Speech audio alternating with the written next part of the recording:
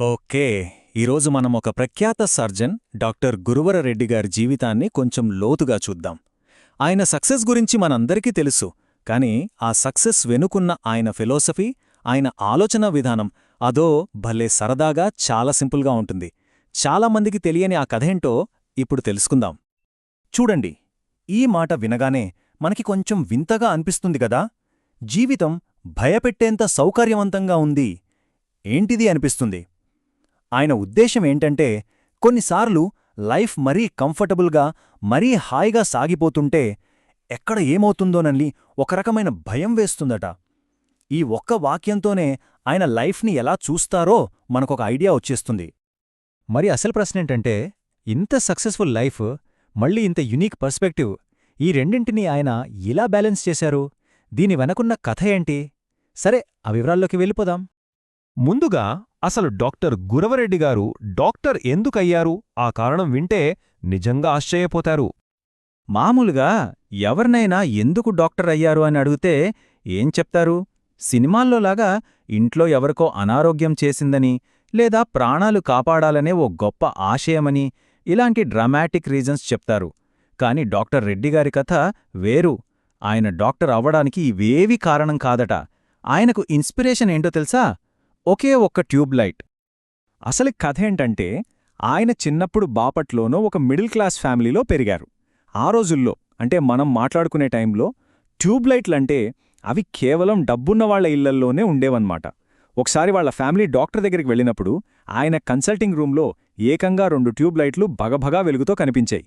అంతే, ఆ రోజుల్లో అదే పెద్ద గొప్పతనం, అదే స్టేటస్ సింబల్. ఆయనే స్వయంగా చెప్తారు, ఆ 2 ట్యూబ్లైట్ల వెలుగు నా గుండె మీద చెరగని ముద్ర వేసింది. నేను కూడా డాక్టర్ అయితే నా రూంలో కూడా ఇలా 2 ట్యూబ్లైట్లు పెట్టుకోవచ్చు కదా అనిపించింది. చూడండి, ఎంత చిన్న ఆశ, కాని అదే ఆయన్ని అంత పెద్ద లక్ష్యం వైపు నడిపించింది. ఇక ఆయన జీవితంలో మరో ముఖ్యమైన విషయం గురించి మాట్లాడుకుందాం. అదే హ్యూమర్. జీవితంలో ఏది జరిగినా దాని యొక్క సరదా కోణంలో చూడాలనేది ఆయన నమ్మకం. ఏమంటారంటే, నా పుట్టుకే ఒక హ్యూమర్, నేను రిక్షాలో పుట్టాను, నా హనీమూన్ ఒక పెద్ద హ్యూమర్, అసలు నా లైఫ్లో ప్రతీదీ ఒక హ్యూమరే అంటారు. ఆయన చెప్పిన ఈ మాటకు పర్ఫెక్ట్ ఎగ్జాంపుల్ ఆయన హనీమూన్ కథ. వాళ్ల హనీమూన్ కథ వింటే అచ్చం సినిమా చూస్తున్నట్టే ఉంటుంది. మొదట అరకు వెళ్లారు. అక్కడ తన భార్యకి క్లాస్ట్రోఫోబియా, అంటే ఇరుకు ప్రదేశాలంటే భయం. దాంతో తప్పక తిరుగు ప్రయాణంలో ఓ కార్గో లారీ ఎక్కాల్సొచ్చింది. అక్కడితో అయిపోలేదు. ఆ తర్వాత బొర్లా గుహల్లోకి వెళ్లి ఇరుక్కుపోయారు. సరే, అదెలాగో అయిపోయిందని రైలెక్కితే సీటు కోసం ఒక గిరిజన మహిళతో పెద్ద గొడవ. ఒకదాని తర్వాత ఒకటి, మొత్తం గందరగోళం అన్నమాట. ఇక ఈ కథలో క్లైమాక్స్ ఏంటంటే, విజయవాడ స్టేషనొచ్చింది. ఆయన ఫోన్ మాట్లాడ్డానికి కిందకి దిగారు.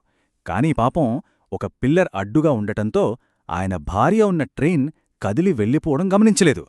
పరిస్థితి చూడండి, టికెట్ లేదు, డబ్బుల్లేవు, భార్య ఏమో ట్రైన్లో ఉంది, ఈయనేమో ప్లాట్ఫామ్ మీద ఉండిపోయారు. నిజంగా ఏడ్చేంత సీనిది. కాని ఇలాంటి సిట్యువేషన్లో కూడా ఆయన హ్యూమర్ వెతుక్కున్నారు. సరే, జీవితంలోని కాంట్రాస్ట్లను ఆయన ఎలా స్వీకరించారో చెప్పడానికి ఆయన మ్యారేజ్ స్టోరీ మరో బెస్ట్ ఎగ్జాంపుల్.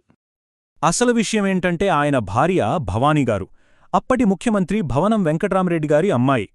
ఆమె పుట్టి పెరిగిందంతా సకల సౌకర్యాలు ఉన్న ఇంట్లో. మరోవైపు డాక్టర్ రెడ్డిగారిల్లు. ఆ రోజుల్లో వాళ్ళింట్లో కనీసం ఒక ఫ్రిడ్జ్ కూడా ఉండేది కాదట. చూశారా ఎంత తేడా? అందుకే వీరి ప్రేమకథ చాలా ఇంట్రెస్టింగ్గా ఉంటుంది. ఆఫ్కోర్స్, ముఖ్యమంత్రిగారి కూతురు తన మిడిల్ క్లాస్ లైఫ్కి అడ్జస్ట్ అవుతుందో లేదో అని ఆయన కొంచెం భయమేసింది. అందుకే ఆమెకొక చిన్న టెస్ట్ పెట్టాలనుకున్నారు. ఒకరోజేం చేశారంటే, బాగా రద్దీగా ఉండే టైంలో సిటీ బస్ ఎక్కించారు. కాని ఆమె ఏమాత్రం కంప్లైంట్ చేయలేదు. ఒక్క మాట కూడా అనకుండా ఆ ప్రయాణాన్ని యాక్సెప్ట్ చేశారు. ఆ ఒక్క సంఘటనతో ఆయనలో ఉన్న భయాలన్నీ పోయాయి. సరే, ఇన్ని అనుభవాల నుంచి ఆయన నేర్చుకున్నదేంటి? ఆ సారాన్నే ఆయన ఒక సింపుల్ ఫిలాసఫీగా మార్చుకున్నారు. అదే సంతోషానికి 4 సూత్రాలు. ఆయన ఏమని నమ్ముతారంటే, లైఫ్ అనేది చాలా సింపుల్, మనమే దాన్ని కాంప్లికేట్ చేసుకుంటాం. ప్రతి మూమెంట్ ఒక సెలబ్రేషనే. మరి ఆ 4 సూత్రాలేంటో చూద్దామా? చాలా సింపుల్గా ఉంటాయి, వినండి. 1. మనం చేసే పనిని ఇష్టపడాలి. 2. మనకు నచ్చిన పనిని చెయ్యాలి. 3.